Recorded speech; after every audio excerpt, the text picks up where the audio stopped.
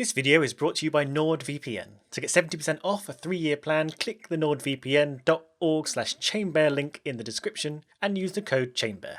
More details at the end. Let's have a bit of a short and funny one today, as it were.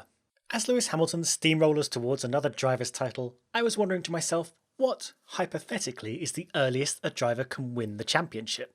Now obviously I mean, what is the earliest race in the year for which it becomes mathematically impossible for anyone to overhaul the leader's points tally? So first things first, obviously we have to get at least halfway through the season. If, say, Hamilton wins the first 10 races of 2019, there are still 11 races to go, so more than enough points to pick up and beat Hamilton. In fact, if we stick with the 29 season for now, the maximum points available for any one driver per race is 26 points, 25 for a win, and a bonus 1 for fastest lap. With 21 races on the calendar, after race 1 there are 26 points times 20 races left, so 520 points available for any one driver. As each race is completed, the number of points left up for grabs in the season decreases. So, for the sake of argument, let's use Hamilton as our dominant driver and say that he progresses through the season by winning every race and grabbing every fastest lap point. The initial instinct may be that as soon as he does this 11 times, he'll instantly be champion because he's got 26 times 11 equals 286 points, and there are only 26 times 10, 260 points, left up for grabs. But of course, other drivers are accumulating points as well. It's impossible for all drivers to be on 0 points by the 11th race unless there is some suspiciously disastrous reliability issues, so let's assume that each race, 10 drivers get their points. Now, if Hamilton's nearest rival, let's say Bottas, comes second every single race, then the gap between Hamilton and Bottas only widens by 8 points every race. Let's plot this in a slightly different way. Let's go race by race and assume Hamilton scores 26 points each race and Bottas 18 points for second race. Let's plot the gap between Bottas and the championship leader over time. It looks like this, a straight line going up by 8 points every race. Meanwhile, the available points left after each race drops by 26 points every race. Bottas can still grab 520 points after race 1, 494 points after race 2, 468 points after race 3, etc. Only once these lines cross and Bottas's distance from Hamilton is wider than the points he has left is Bottas out of the championship hunt. So, if Hamilton wins every race while scoring the fastest lap, he's guaranteed to win the championship by round 17, with 4 races left to go. No matter what anyone else does, if Hamilton does this 17 times, he's unstoppable. So that's the latest title clinch a driver can get with a perfect run. What's the earliest a driver can wrap up the championship? Well, to figure that out, we have to try and work out what is the lowest possible point score that the second place driver in the championship can be on at any given race.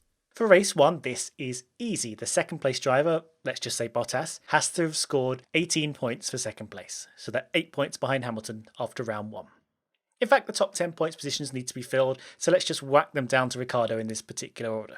In race 2, Hamilton gets 26 points again, but in order to keep his rivals from closing up, we're going to give the remaining 9 points positions to the people still on 0 points. So Hamilton is up to 52 points, and no one else is yet higher than 18.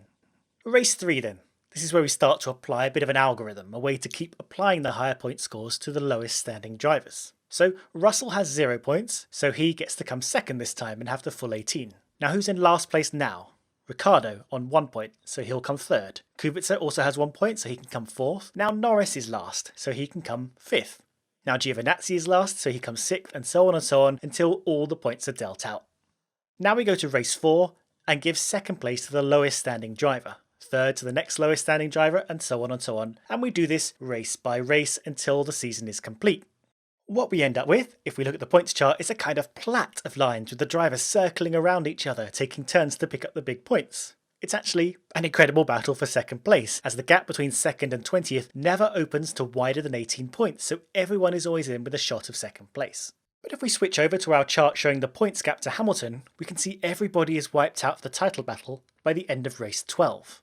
No driver can catch Hamilton, even if they win all 9 remaining races, scoring the fastest lap, and Lewis retires from every one. Does this seem surprisingly early? It did to me. Out of interest, if we apply the 2003 point scheme with a much smaller difference between first and second, it still only takes 12 races for Hamilton to take the crown. Also takes 12 races for Hamilton to win the championship under the older 91 to 2002 point system, but interestingly, he does manage to push half the field out of contention 1 race earlier. This is because with only 6 points playing positions out of 20, Hamilton's rivals are picking up points a lot less regularly than in 2019, when half the field can get points every race. If we did a very simple point system where everybody gets points from 1st to 20th in a 20 points to 1 system, ignoring retirements, the super dominant driver wouldn't be able to clinch the title until the 14th race, no matter how hard they tried. Our points chart forms a lovely bow pattern as well, as the positions from 2nd to 20th simply flip every race, so every other race everyone ends up on equal points. Except Hamilton. Having said that, we have completely changed the weighting of the points here. In the 2019 system, a win is worth a lot more than second and so on, so if we create an alternative system where everyone gets points, let's let higher finishers carry more weight. And in this scenario, Hamilton can wrap it up 13 races in instead of 12 races it takes in the real world. So actually everything about this comes down to the points distribution. If you allow a larger amount of drivers to pick up a bigger slice of the winner's points, then the dominant driver won't be able to strangle the title so easily.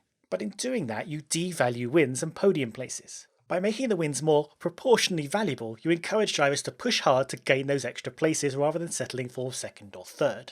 That's the balance in creating a competitive championship. Okay, let's have a look at another hypothetical. Let's imagine the top 10 for each race is exactly the same every time. And let's scrap the fastest lap for the moment. As we saw previously, the cumulative points graph fans out over time, with the points difference between each driver spreading out. And if we go to the distance from leader chart, we see drivers toppling out of the championship as time goes on, with Bottas clinging on until race 17, but that's not what I want to talk about. I want to show you what happens if Bottas and Hamilton are instead in a fierce rivalry, more like the Rosberg-Hamilton era. So instead, let's say everything else stays the same except Hamilton and Bottas alternate between coming 1st and 2nd each race. In this case, obviously Bottas stays in touch the whole season and could still win the championship by the last race, but now 3rd place driver Leclerc is able to cling on until race 17 and 4th place Vettel until race 16. Previously they've been knocked out in races 14 and 15. This shows the benefit, rightly or wrongly, of focusing on one driver. As Hamilton and Bottas are allowed to squabble across the season, neither of them is able to break away from the pack as quickly. We can see this exaggerated further with a stronger Leclerc. In a scenario where Hamilton and Bottas trade in finishing 1st or 3rd this time, with Leclerc always finishing 2nd as one Mercedes get hurt each race by the alternate strategy, here Ferrari are slightly weaker but are focused on Leclerc to make sure he always picks up as many points as possible. And despite winning 0 races, he's still in the title fight by the penultimate race due to Mercedes infighting. What if, instead of focusing on Leclerc and taking advantage of Mercedes' teammate rivalry, Ferrari let their drivers squabble similarly? So while Mercedes are getting 1st and 3rd alternately each race, Vettel and Leclerc are swapping 2nds and 4ths. Well, in this case they lose sight of the title 2 races earlier, and neither of them can gather enough momentum to stay in touch with the leading pair. This video wasn't particularly made to make a point, no pun intended, but it was more a freeform exploration of how numbers play out, a little touch on how the point system shaped championships, and how teams can strategize to maximise how to get most out of the system. In some teams, like Red Bull, they focus on one driver, which is the best way to do things if you have a definitively dominant driver.